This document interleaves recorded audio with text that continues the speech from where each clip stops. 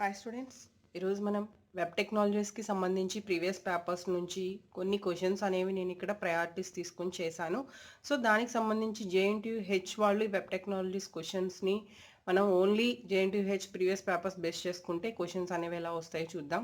So latest subjects కోసం and more important questions కోసం channel subscribe చేసుకోండి. అండ్ మీరు ఇంకా వీడియోస్ అప్డేషన్స్ కావాలి అనుకుంటే బెల్ ఐకాన్ ప్రెస్ చేయండి. So first of all web టెక్నాలజీస్కి సంబంధించి టోటల్ మనకి 5 యూనిట్స్ ఉన్నాయి. అయితే ఈ వెబ్ టెక్నాలజీస్లో మనకి పిహెచ్పి కాంబినేషన్గా మనం తీసుకోవడం జరిగింది కాబట్టి సిలబస్లో దానికి రిగార్డింగ్ మనకి ఏ యూనిట్ నుంచి ఏ క్వశ్చన్స్ వస్తాయనేది చూద్దాం. సో జనరల్గా పేపర్ ప్యాటర్న్ వచ్చేసరికి మనకి 8 క్వశ్చన్స్ ఇస్తాడు అండ్ 5 క్వశ్చన్స్ మనం అటెంప్ట్ చేయాలి. సో ఈ 8 క్వశ్చన్స్లో టోటల్ 5 యూనిట్స్ అనేవి వాళ్ళు కవరేజ్ చేయడం అనేది జరుగుతుంది. ఇదే ప్యాటర్న్ మనకి ఫస్ట్ టైం కాబట్టి సో ఫస్ట్ యూనిట్ 1 నుంచి టోటల్గా ప్రోగ్రామింగ్ అండ్ థియరీ పార్ట్ రెండు అడిగే ఛాన్సెస్ మనకి ఎక్కువగా ఉన్నాయి. సో సమ్ టైమ్స్ మాత్రమే ప్రోగ్రామ్కి ప్రయారిటీ ఇచ్చాడు అండ్ రిమైనింగ్ టైం థియరీ పార్ట్లోనే ఎక్కువగా అడగడం జరిగింది. సో థియరీ పార్ట్ నుంచి నేను అబ్జర్వ్ చేసింది ఏంటంటే 1, 2, 3 క్వశ్చన్స్ ఏవైతే ఉన్నాయో ఇవి నార్మల్గా కొంచెం రెగ్యులర్గా ఎక్కువగా అడుగుతున్నారు. బట్ ఈ సబ్ పార్ట్స్ కింద నేను ఇక్కడ డిక్లేర్ చేశాను. నెంబర్ 1, 2, 3 అంటే ఒక్కొక్క పేపర్లో ఒక్కొక్క క్వశ్చన్ అడిగారు. సో ఒక పేపర్ వచ్చేసరికి various file operations and 1 paper వచ్చేసరికి various directories, various interpreters. So ఈ 3 క్వశ్చన్స్లో ఏదో ఒక క్వశ్చన్ అనేది జనరల్గా ఒక బిట్ కింద కనిపిస్తుంది చాలా పేపర్స్ మనం అబ్జర్వ్ చేస్తే. బట్ ఈ క్వశ్చన్స్ మాత్రం డైరెక్ట్ ఎస్ఏ క్వశ్చన్స్ కింద నెంబర్ ఆఫ్ టైమ్స్ మనకి రిపీట్ అయినాయి. సో ఫస్ట్ క్వశ్చన్ వచ్చేసరికి define operator, explain different operators used in PHP. And the second one list and explain the control structures used in PHP. చాలా మంది ఇక్కడ అడిగేది ఏంటంటే examples రాయాలా అని చెప్పి. మనం డైరెక్ట్గా క్వశ్చన్ అడిగినప్పుడు 15 మార్క్స్కి విత్ ఎగ్జాంపుల్స్ రాస్తేనే మనకు అక్కడ మంచి మార్క్స్ అనేవి స్కోర్ చేసుకోగలుగుతాం. నెక్స్ట్ వచ్చేసరికి various functions used in PHP with examples. వాడు డైరెక్ట్గా అడిగేశాడు విత్ ఎగ్జాంపుల్ అని చెప్పి. సో డెఫినెట్గా మనం ఎగ్జాంపుల్ అనేది ఇక్కడ రాయాల్సి ఉంటుంది. అలానే ఈ 3 క్వశ్చన్స్ కూడా మనం ప్రిపేర్ అవ్వాలి. ఏదో ఒక క్వశ్చన్ ఎక్కువగా అడగడం జరుగుతుంది. ఈ 4 క్వశ్చన్స్ నుంచి థియరీ పార్ట్ కవర్ అయితే నెక్స్ట్ ప్రోగ్రామింగ్కి వచ్చేసరికి మనకి ఒక 4 ఇయర్స్ 5 ఇయర్స్ పేపర్స్ చెక్ చేస్తే అరేస్ ఇన్ పిహెచ్పి అనే ప్రోగ్రామ్ అండ్ సింపుల్ క్యాలిక్యులేటర్ అనే ప్రోగ్రామ్, ఈ 2 ప్రోగ్రామ్స్ మాత్రమే, అది కూడా ఓన్లీ వన్ టైం మాత్రమే అడిగారు. సో ప్రోగ్రామ్స్కి కూడా మేబీ ప్రయారిటీ రావచ్చు అంటే ఒక పార్ట్ కింద. సో మనం first question, second question first unit నుంచి వచ్చింది అనుకుందాం. సో 1A-Bలో ఒకటి మేబీ ప్రోగ్రామ్ అయి ఉండొచ్చు. సో ఇక్కడ ఏమవుతుంది అంటే క్వశ్చన్స్ 5 యూనిట్స్ నుంచి మనం తీసుకుంటే ఈచ్ యూనిట్ నుంచి 1 క్వశ్చన్ క్యారీ అవుతుంది. అంటే టోటల్ మనకి 5 క్వశ్చన్స్ ఇక్కడికి వచ్చేసినాయి. సో 5 క్వశ్చన్స్ టోటల్ వచ్చినప్పుడు ఈ 5 క్వశ్చన్స్ కాకుండా ఇంకా మనకి 3 క్వశ్చన్స్ పెండింగ్ ఉంటాయి. ఈ 3 క్వశ్చన్స్ అనేది ఏ యూనిట్కి ఎక్కువ ప్రయారిటీ వెళ్తుంది అనేది మనం చెప్పలేం. సో మేబీ ఫస్ట్ యూనిట్ నుంచి 2 క్వశ్చన్స్ రావచ్చు, లేదు సెకండ్ యూనిట్, థర్డ్ యూనిట్ నుంచి 1 మోర్ క్వశ్చన్. ఆల్రెడీ 5 క్వశ్చన్స్లో 1 క్వశ్చన్ ఉంది కాబట్టి ఇంకొక క్వశ్చన్ అనేది రావచ్చు. సో అలా ఈ ఎక్స్ట్రా 3 క్వశ్చన్స్ మనకి ఎక్కడి నుంచి వస్తే తెలియదు కాబట్టి సో రిమైనింగ్ యూనిట్స్కి కూడా మనం అన్ని ఈక్వల్ ప్రయారిటీ ఇస్తూ వెళ్తే బెస్ట్. కానీ ఇక్కడ రిపీటెడ్ క్వశ్చన్స్ అనేవి చాలా తక్కువ ఉన్నాయి వెబ్ టెక్నాలజీస్కి కంపేర్ చేస్తే. రిమైనింగ్ సబ్జెక్ట్స్తో కంటిన్యూస్గా ఈ క్వశ్చన్ చాలాసార్లు వచ్చిందని చెప్పడానికి ఎక్కువగా క్వశ్చన్స్ లేవు. యూనిట్ 1 నుంచి మాత్రమే రిపీటెడ్ క్వశ్చన్స్ ఎక్కువగా ఉన్నాయి. రిమైనింగ్ యూనిట్స్ అన్నీ కూడా ఒక్కొక్క క్వశ్చన్ ఒక్కొక్కసారి మాత్రమే రిపీటెడ్గా అడగడం జరుగుతుంది. మిగతా టైమ్స్కి వచ్చేసరికి రిమైనింగ్ టైమ్స్లో ఎక్కువగా డిఫరెంట్ క్వశ్చన్స్ వస్తున్నాయి. సో కాబట్టి కొంచెం కేర్ఫుల్గా ఈ సబ్జెక్ట్ చదవాలి. ఏ క్వశ్చన్ అయినా మనం కాన్ఫిడెంట్గా గెస్ చేయడం అనేది పాసిబిలిటీ కాదు. యూనిట్ 2కి వచ్చేసరికి ఇక్కడ నేను ఒక చిన్న లాజిక్ చెప్తాను. ఎక్స్ఎంఎల్ పార్సర్స్ అనే టాపిక్ని హైలైట్ చేస్తున్నాడు, కానీ క్వశ్చన్ అడిగే వే అనేది మారిపోతుంది. వేరియస్ టైప్స్ ఆఫ్ ఎక్స్ఎంఎల్ పార్సర్స్ అని సమ్ టైమ్స్ అడుగుతున్నాడు. సమ్ టైమ్స్ వచ్చేసరికి ఎక్స్ఎంఎల్ పార్సర్స్ గురించి ఎక్స్ప్లెయిన్ చేయమని అడుగుతున్నాడు, లేదు ఎక్స్ఎంఎల్ పార్సర్స్తో విత్ ఎగ్జాంపుల్ ప్రోగ్రామ్ అని అడుగుతున్నాడు. సో అక్కడ క్వశ్చన్ అనేది చేంజ్ అవుతుంది కానీ ఎక్స్ఎంఎల్ పార్సర్స్ అనే క్వశ్చన్ మాత్రం రిపీట్ అవుతుంది. సో అది కొంచెం మీరు ఆ టాపిక్ మీద కాన్సన్ట్రేట్ చేయండి. నెక్స్ట్ సేమ్ ఇది కూడా అంతే. Right A short note on DOM. ఈ డిఓఎం మీద ఎక్స్ప్లెయిన్ చేయమని 2 టైమ్స్ మనకి రిపీట్ అయింది. సో అంటే ఇది కూడా చాలా ఇంపార్టెంట్ ఈ యూనిట్ నుంచి. నెక్స్ట్ అలానే ఎక్స్ఎంఎల్ స్కీమా గురించి అండ్ వాటి యొక్క అడ్వాంటేజెస్ గురించి కూడా ఇండైరెక్ట్ వేలో ఇదే కాన్సెప్ట్ 2 టైమ్స్ రిపీట్ చేయడం జరిగింది. Next DOM parsers with SAX parser, ఇది కూడా మనకి క్వశ్చన్ డైరెక్ట్గా సాక్స్ పార్సర్స్ మీద అడగచ్చు, లేదు డిఓఎం పార్సర్స్ మీద అడగచ్చు, లేదు రెండిట్ల మీద కంపారిజన్ అడగచ్చు. ఇక్కడ క్వశ్చన్స్ అనేవి కాన్సెప్ట్ చేంజ్ అవుతుంది కానీ మాక్సిమం అక్కడ టాపిక్ మాత్రం దాని చుట్టూనే తిరుగుతూ ఉంటుంది. సేమ్ అన్ని క్వెషన్స్ కూడా అంతే. ఇది కూడా చాలా చాలా ఇంపార్టెంట్. బట్ పర్టిక్యులర్‌గా జావా అనేది మాత్రం ఒక్కసారే మనకి వచ్చింది క్వెషన్. జనరల్‌గా వచ్చేసరికి సాక్స్ పార్సర్ అని చెప్పి అడుగుతున్నారు. Next unit 3. యూనిట్ 3కి వచ్చేసరికి ఇక్కడ కూడా మనకి చూడండి చాలా తక్కువ టైమ్స్ రిపీట్ అయిన questions ఎక్కువున్నాయి.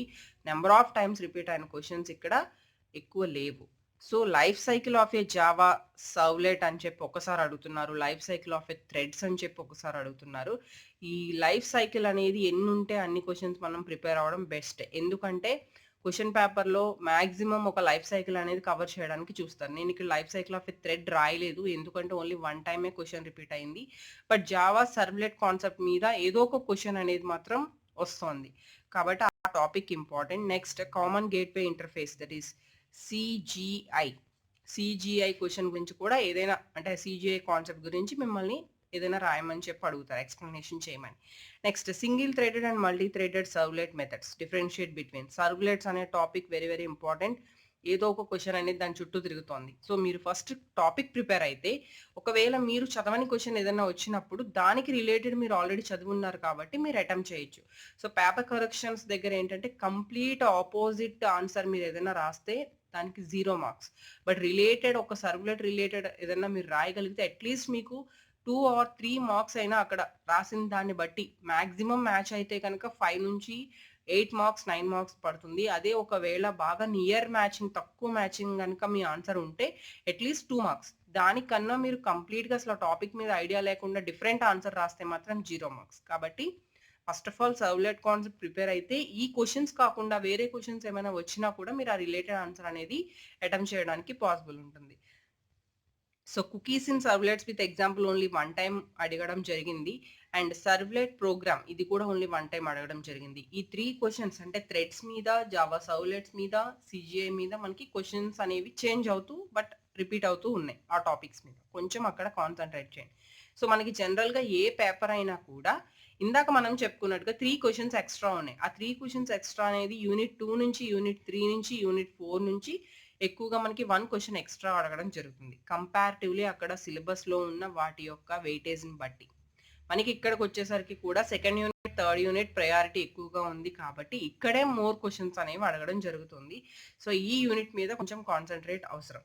Next unit 4 how does servlet communicate with a JSP page explain. ఇక్కడ ఏవైనా కమాండ్స్‌ని ఎక్స్‌ప్లెయిన్ చేయమని గాని, లేదు ఒక 2 ట్యాగ్స్ గురించి ఎక్స్‌ప్లెయిన్ చేయమని గాని కూడా అడుగుతున్నారు. సో, ఇక్కడ కొంచెం ఈ క్వెషన్స్ కూడా మీరు కొంచెం కేర్‌ఫుల్‌గా రాయాలి. But JSP very brief about JSP processing is very very important question from unit 4 and JSP పేజెస్‌కి సంబంధించిన ఫీచర్స్ అవి కూడా మనకి ఇంపార్టెంట్.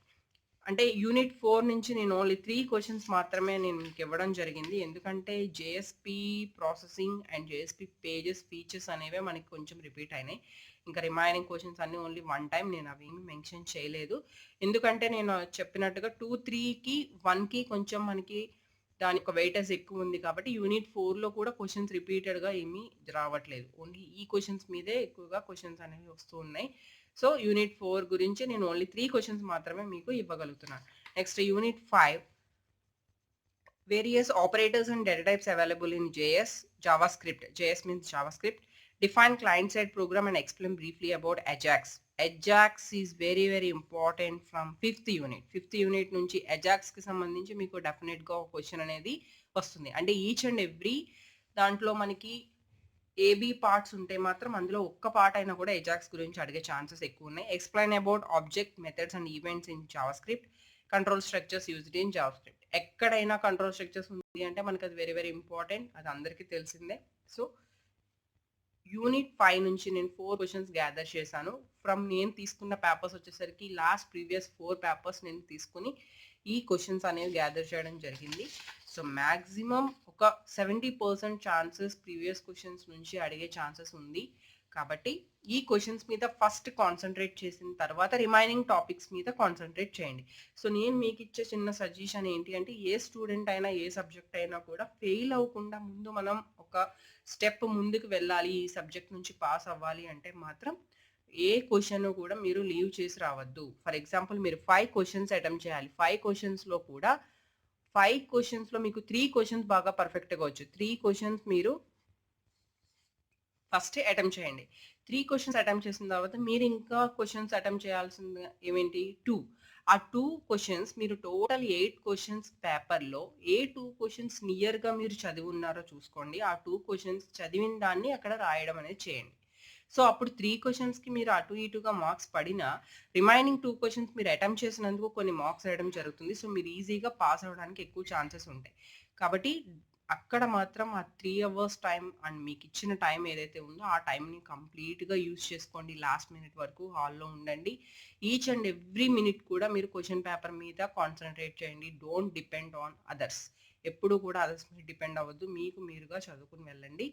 అది ఫస్ట్ మీరు పాస్ అవ్వడానికి పాయింట్. ఎప్పుడైతే మనం డిపెండ్ అవుతామో ఆటోమేటిక్‌గా మన టైం వేస్ట్ అవుతుంది. మన మైండ్ కూడా కాన్సంట్రేషన్ మిస్ అవుతాం. సో, కాబట్టి ఫస్ట్ మీరు మీకు మీ మీద కాన్ఫిడెన్స్ పెంచుకొని వెళ్ళండి. ఆటోమేటిక్‌గా మీరు ఎగ్జామ్ పాస్ అవుతారు. 5 క్వెషన్స్ మాత్రం అటెంప్ట్ చేయండి. డెఫినెట్‌గా మీకంటూ కొన్ని అట్‌లీస్ట్ 8 క్వెషన్స్‌లో 3 క్వెషన్స్ వచ్చేలాగా చూసుకోండి పర్ఫెక్ట్‌గా. అప్పుడు మాత్రమే మీకు పాస్ అయ్యే ఛాన్సెస్ ఉంటాయి. సో, టోటల్ ఇది నేను వెబ్ టెక్నాలజీస్‌కి సంబంధించి మీకు ఇచ్చిన ఇన్ఫర్మేషన్. మీకు యూజ్ అయ్యి అండ్ నచ్చితే కనుక వీడియోని లైక్ చేయండి. ఛానల్‌ని సబ్స్క్రైబ్ చేయడం మర్చిపోవద్దు.